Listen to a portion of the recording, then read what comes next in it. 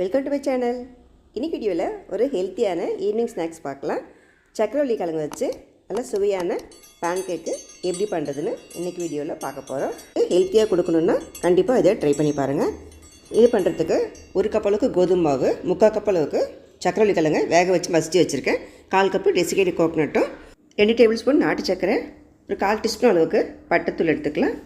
அப்புறம் பொடி பண்ணி வச்சுக்கிற நட்ஸுங்க, பாதாம், முந்திரி, பிஸ்தான்னு எல்லாத்தையும் பொடி பண்ணி வச்சுக்கோங்க.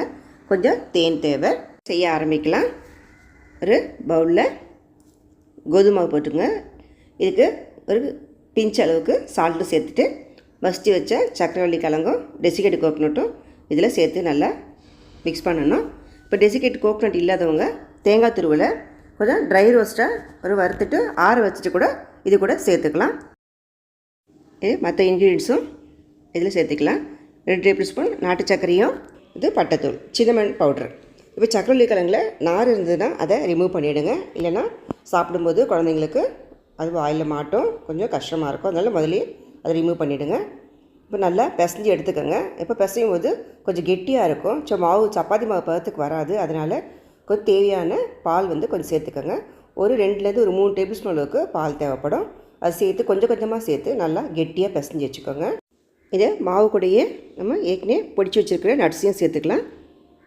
மொத்தமாக சேர்க்காமல் ஒரு பாதி அளவுக்கு சேர்த்துட்டு மீதியை எடுத்து வச்சுக்கோங்க. அது நம்ம லாஸ்ட்டாக மேலே ஸ்ப்ரெட் பண்ணிக்கலாம். இப்போ மாவு பிசைஞ்சு வச்சு இதை தட்டு போட்டு மூடி வச்சுருங்க. ஒரு 15 நிமிஷத்துக்கு அப்படியே ஊற விட்டுருங்க. அதுக்கப்புறமா நம்ம கொஞ்சம் நல்லா பிசைஞ்சு விட்டுட்டு எந்த சைஸ் தேவையோ அந்த சைஸ்க்கு சின்ன சின்ன உருண்டையாக பிடிச்சிக்கலாம். இந்தளவு மாவுக்கு 10 உருண்டை கிடைக்கும். இப்போ ஒவ்வொரு உருண்டையும் நல்லா அழுத்தமாக உருட்டி வச்சுக்கோங்க. மாவு ரொம்ப சாஃப்டாக இல்லாமல் நம்ம பிஸ்கெட்டுக்கு ரெடி பண்ணுற மாவு மாதிரி தான் இருக்கும்.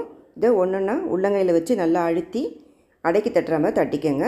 நல்லா ஒன்று போல் தட்டினீங்கன்னா தான் வேகிறது நல்லா ஒன்று போல் வேகும். நீங்கள் பிளாஸ்டிக் ஷீட் கூட யூஸ் பண்ணிக்கலாம் இது மாதிரி தட்டுறதுக்கு. இது நம்ம டீப் ஃப்ரை பண்ண போகிறதில்ல, ஷாலோ ஃப்ரை தான் பண்ண போகிறோம். அதனால் பேனில் கொஞ்சமாக எண்ணெய் ஊற்றிக்கோங்க. அது ரீஃபைண்ட் ஆயில் தான் ஊற்றிருக்கேன். இல்லை எண்ணெய் காஞ்ச இல்லை ஒன்றுனா போட்டு நீங்கள் பொரிச்சு எடுக்க வேண்டியதான். இப்போ அகலமான பேன் எடுத்துக்கிட்டிங்கன்னா இந்த மாதிரி 3 கூட போட்டு நீங்கள் பொரிச்சு எடுத்துக்கலாம். இதுக்கு எண்ணெய் ரொம்ப தேவைப்படாது, எண்ணெயும் இது குடிக்காது. இந்த 10 இதையும் இந்த எண்ணெயிலே நீங்கள் சுட்டு முடிச்சிடலாம். பாருங்கள், ஒரு பக்கம் வெந்த உடனே அடுத்த பக்கமும் திருப்பி போட்டு எடுத்துக்கோங்க. லோ ஃப்ளேம்லேயே வச்சு நீங்கள் இந்த மாதிரி ஃப்ரை பண்ணி எடுத்துக்கினா ரொம்ப சூப்பரான பேன் கேக் ரெடி ஆகிடும். இது ரொம்ப ஹெல்த்தியான பேன் கேக்கு. இப்போ இதுக்கு இனிப்பு ஏற்கனவே நம்ம சேர்த்துருக்கோம். அது லைட்டாக தான் இருக்கும் நம்மளுக்கு இனிப்பு. அது பெரியவங்களாக இருந்தால் நம்மளுக்கு சரியாக இருக்கும். குழந்தைங்களுக்கு இன்னும் கொஞ்சம் இனிப்பு தேவைப்படும்னுவாங்க. அதனால் ஒரு சாஸ் மாதிரி ரெடி பண்ணிக்கலாம்.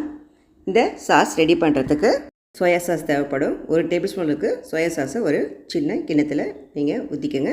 இது கூடவே ஒரு 3 டேபிள் ஸ்பூன் அளவுக்கு ஹனி சேர்த்துக்கலாம். சேர்த்து நல்லா மிக்ஸ் பண்ணிக்கோங்க. இது ரெண்டுத்தையும். இது சூப்பரான இதுக்கு டிப் ரெடி ஆகிடுச்சு. இதை நல்லா மிக்ஸ் பண்ணிவிட்டு ஏற்கனவே ரெடி பண்ணி வச்சுருக்கிற அந்த பேன் கேக் மேலே ஃபுல்லாக ஸ்ப்ரெட் பண்ணிக்கோங்க. நீங்கள் ஒரு பக்கம் ஸ்ப்ரெட் பண்ணாலே போதும். அதுக்கு மேலே நம்ம பொடி பண்ணி வச்சுருக்கிற அந்த நட்ஸ் எல்லாம் தூவிட்டு கொடுத்திங்கன்னா சூப்பராக இருக்கும். கண்டிப்பாக ட்ரை பண்ணி பாருங்கள். நீங்கள் ஈவினிங் ஸ்நாக்ஸாகவும் கொடுக்கலாம், குழந்தைங்களுக்கு ஸ்கூலுக்கு லஞ்சுக்கும் நீங்கள் கொடுத்து விடலாம். ஒரு முறை ட்ரை பண்ணிங்கன்னா அடிக்கடி செய்வீங்க. இந்த வீடியோ உங்களுக்கு பிடிச்சிருந்ததுன்னா லைக் பண்ணுங்கள், ஷேர் பண்ணுங்கள், மறக்காமல் என் சேனலை சப்ஸ்கிரைப் பண்ணுங்கள். தேங்க்யூ ஃபார் வாட்சிங்.